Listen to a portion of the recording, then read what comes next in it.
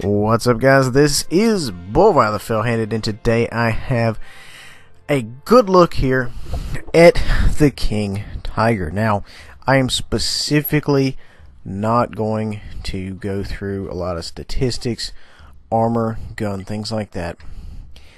This is just going to be a first look at this particular vehicle. This is going to be how it plays, not the statistics. Now, as we all know, you know, your hard, soft stats, whatever you on tanks differ from the actual usage, so to speak. So this is going to be just a game, shows you what this bad boy can do. Now, that being said, it is a tier 8. It does play up to tier 10. It does not have preferential matchmaking. However, this is a very fearsome tank to deal with. This bad boy has the punching power versus the captured King Tiger, which has the DPM. That's kind of both sides of the spectrum right there. So right now we're doing a very good job of side scraping, and we're using our considerable penetration to put some rounds down range. That gentleman was taken out. It looks like as soon as we put a round in his tracks, and right now we're just kind of looking through here, looking through the scope, seeing what we can do, seeing what we can, you know, possibly get some shots on. Now, in this position, guys, you know, for my heavy operators out there, you know, you want to get stuck in a good position and just kind of work it, side scrape it, do what you need to do. You just have to be aware that, you know, if there's too many bad guys on one end, you could possibly get overrun. As I have a few different greens, excuse me, behind me, that's not necessarily going to happen, because what would happen in that case is they would decide to rush me. 2-3 tanks would come at once, and then the 2 or 3 tanks behind me would then engage. So, you know, yes, they could roll me, but, you know, they would pay for it, possibly die. So you kind of have to use it and play it like that.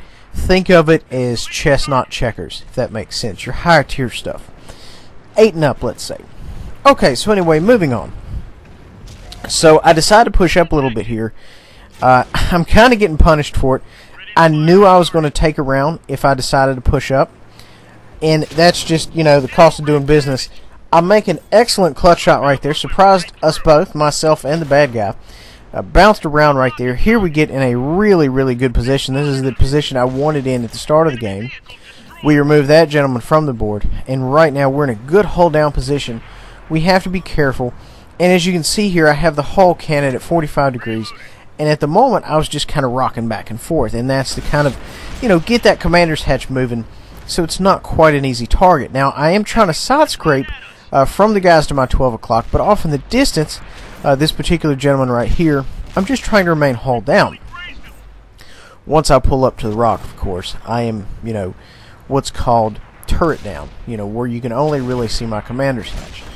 So I'm just essentially making myself a smaller target. Now, being in the front here, we're pulling a lot of good assist damage because I'm the one spotting everyone, as well as we're doing some, you know, good straight up damage as well.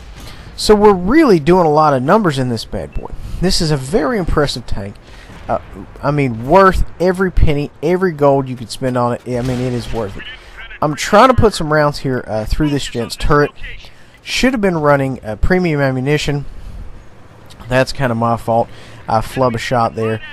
You know, you just kind of have to be patient. You have to take your time aiming these things in, but at the same time you have to be kind of quick, because, you know, windows of opportunity are very, very brief in, you know, combat in general. So we're still being very cautious. You know, we're taking only you know, very basic shots here. I mean, you know, anything we can kind of see we're going to try to take a peg at, but the downside is we are running low on health. So if somebody comes out and decides to rush me, I'm really going to be in trouble. I can't really survive too many more lucky hits to the commander's hatch. So I really need to just essentially just play my cards right. So I'm just trying to get a crack of daylight here where I can fire into this gent. It's not really happening for me, but you know what? We're going to put a round down range anyway and let him know we're thinking about him. I took a round here from the side. Not crazy about it. Go ahead and lock on. Put a round in that gent. Get him off the board.